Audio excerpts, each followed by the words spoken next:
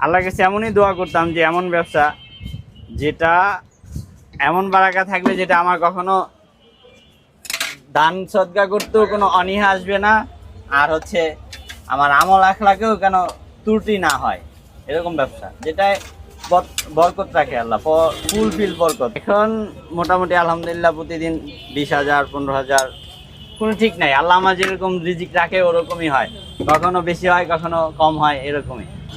যে হাতের কাজে বারাকা বেশি, আল্লাহ তাআলা নিজে স্বয়ং পছন্দ করে হাতের কাজকে। এই জন্য আমি এই কাজটা বেছে নিই, যে হাতের কাজ এটা আমার সম্পূর্ণই আমি নিজে আমার নিজের হাতে তৈরি করি, একদম ডাইল, তারপর হচ্ছে গম আর রান্না তো সব কিছুই আমার হাতে। যখন আমি ব্যবসা শুরু করি তখন হচ্ছে আমার বেশি পুঁজি ছিল না, পুঁজি ধরতে গেলে ছিলই না।